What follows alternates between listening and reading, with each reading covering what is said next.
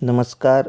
महाराष्ट्र महावाचन चळवळ या उपक्रमाअंतर्गत दिनांक 3 मार्च 2024 कार्यक्रम आयोजित केला आहे.